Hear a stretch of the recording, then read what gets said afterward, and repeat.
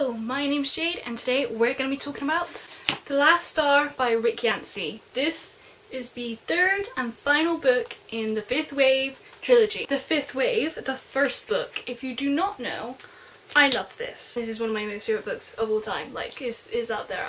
10 out of 10. Love it. The way he says things are really beautiful and they have a really big impact emotionally. You have to like figure it out, like all kinds of crazy stuff happens, and it's action packed and it's amazing. It's about an alien invasion, it's sci-fi, and I'm gonna leave a link below to the video I did on this, so if you want to get a better idea of the premise then you can watch that one. And we also have the second book, The Infinite Sea, which lots of people didn't like. I didn't like it as much as I liked the Fifth Wave, but I still really enjoyed it. So we have the first book, Fifth Wave, 10 out of 10. Second book, Infinite Sea, 8 out of 10. Really enjoyed both. The characters are fantastic. The world and the premise, fantastic. It's dark and grueling, and the words are so beautiful and deep and meaningful, and the metaphors are just insane and they're hilarious. Just highly recommend. As before, today we're going to be talking about the last book in said trilogy. I was worried because there's a lot of mixed reviews. I find that there's three opinions to this book. There's the no, what is this? No.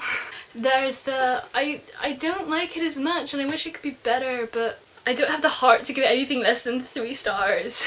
And then we have the oh my god I love this, what is it, speechless. I, on my scale, give this a 9 out of 10, so it sits right in between the two.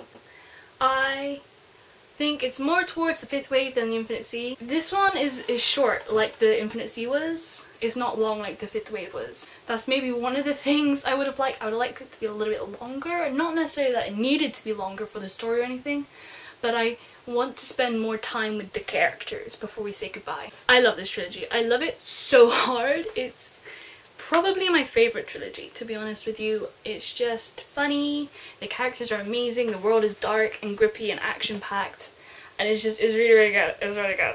So I highly recommend reading the trilogy. As I've said before, I don't want to spoil you, which is what is gonna happen. I'm about to talk spoilery details, so if you haven't read the trilogy, go read it. Go read all 3 of them, come back and we'll discuss it, and just do it.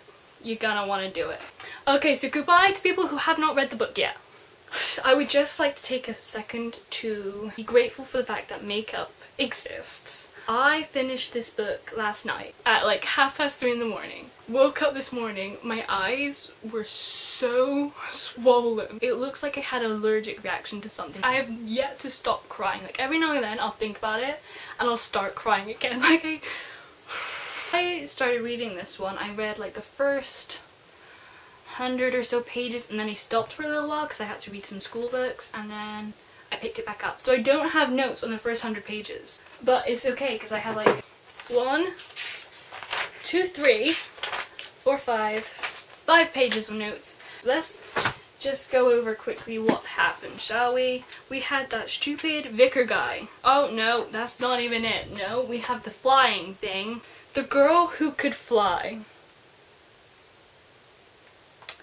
That wasn't nice. I mean, it was beautiful the way it worked out and how it came up twice. That was mean. The tears.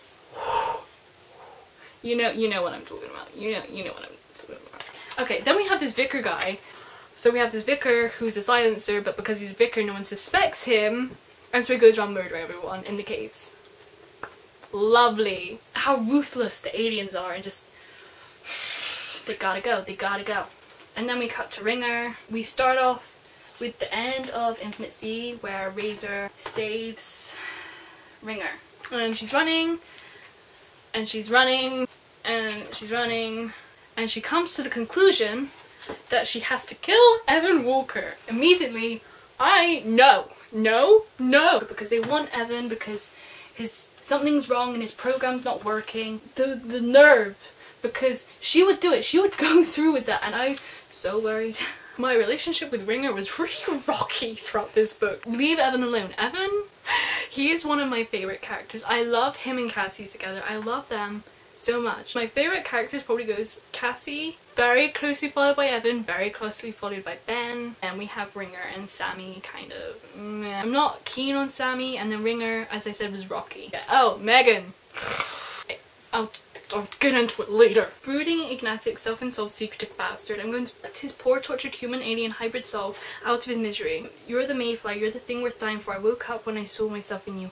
Oh, puke. Cut to Cassie. And the first thing Cassie says, I'm going to kill Evan Walker. Everyone's been really mean to Evan, and I can't remember. I remember them being mean to him in the Infinite Sea. I can't remember why everyone's mean. I know they don't trust him. I can't remember why Cassie is mad with him.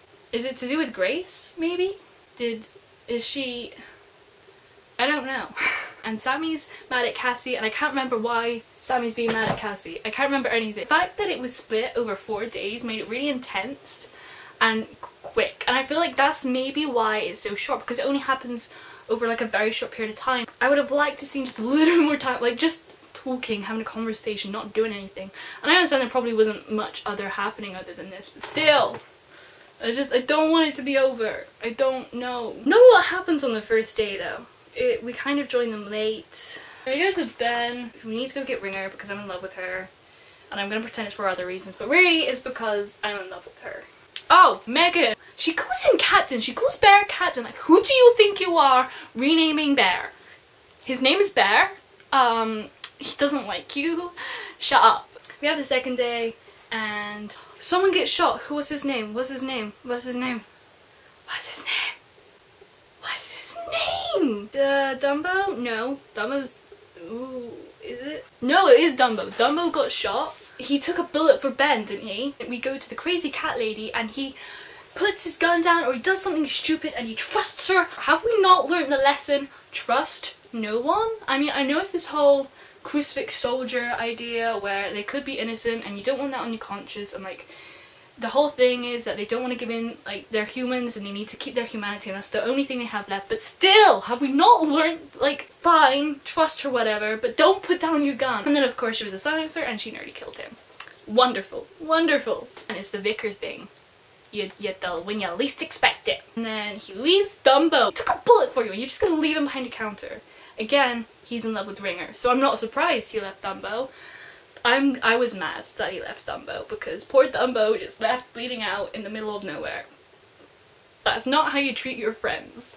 Side note, the amount that I love Cassie, and I really love her and Evan, which we don't get to see a lot of her and Evan. We had some cutesy moments in the 5th wave, but like she kept suspecting him, and then we didn't get a lot in Infinite Sea either because they were separated for most of the book. And then we got like one scene in this. She gets mad at him because she thinks that he and Grace hooked up, and then when you know what actually happened, it's really sad. And he was like, I would tell you, and she's like, yeah right, you've lied about a million times before, and he's like, not about this. And she's like, and then she says something about how the past is who you are, because she's trying to get a feel for the guy in his alien life. He starts crying and he's like, oh god, Cassie, I hope not. And then she goes on and she explores Evan land. I can't remember a time when I was this angry or this sad or this. I wanted to punch him, caress him, kick him, hold him. I wanted him to die. I wanted me to die.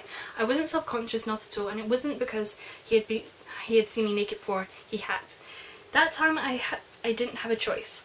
Then I'd been unconscious, close to death. Now I was awake and very much alive. I wish there were 100 lamps to light me up. I wanted a spotlight and a magnifying glass so he could examine every imperfectly perfect human inch of me. It's not about the time, Evan, I reminded him, but what we do with it. Just so... the way he makes words work, they sound beautiful at all times. Then we go to Ringer, who's on this mission with Connie. Grace 2.0. Ringer was attacked by Vicar guy. You have to get up, Ringer. If you don't, zombie's lost. I tried to stand, I fall. I tried to sit up, I kneel over. The silencer priest felt them inside me. I thought they were gone. I thought I had lost them. But you never lose the ones you love, because love is constant, love endures. And so Ben comes along and he sees the crucifix in the grass. Again, full circles like the crucifix soldier in the 5th wave. And I was immediately, okay, where the hell's Ringer?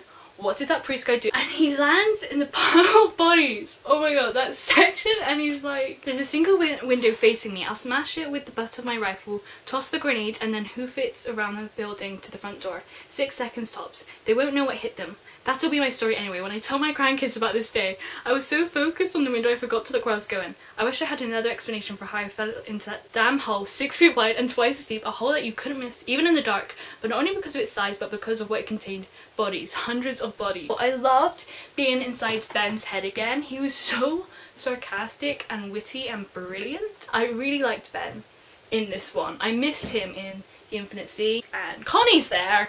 Lovely. Joy. Fantastic. And then she's like, she's behind you, and Ben nearly kills her. She like tricked Ben into trusting her, and she collapsed on the floor crying, and she's like, Marika is so mean. And then it came up again, and I can't remember, Ringer says something and she's like, see, I told you so, mean. And she kept lying to him, and she described like how every lie felt like betrayal. I didn't like that situation in any way, shape or form. I felt so bad for her. She's very broken in this one. And it's interesting because Ben was broken in the 5th wave and Ringer had to kind of get him on his feet, and the roles have reversed and Ringer's broken and Ben's trying to keep her going. I don't know about you, but I was hardcore shipping Ringer and Ben. I always shipped them together, and I know there was the whole Razor thing and I loved Razor, but I want Ringer to be with Ben. And then they go back and they find Dumbo. He left wherever they left him, and he was like in the middle of nowhere because he was trying to look for Ben. It was upsetting. And then later on it dawned on Ben that there's only 3 people left in squad, I want to say 54. It's just him, Ringer and Sammy, because everyone else has died over the process of these books. And that's when I kind of... So Dumbo's gone, meaning we can expect at least one more death, right? My psychic abilities, my Allegiant abilities kicked in again. I mean, it would be too easy to get away with just Dumbo. Another one of our crew has to die. So we have Sam. Highly doubt it'll be Sam. Like, this is all of this spin for Sammy. It's not gonna be Sammy. Megan, we're not that lucky, and we wouldn't really care. Ringer, it could be Ringer, but she has the system in her, and the actual possibility of her dying is limited. But I'm keeping Ringer open. And Ben, don't think it's gonna be Ben, because he keeps talking about how he should have died and how he hasn't died and the irony and blah blah blah blah blah.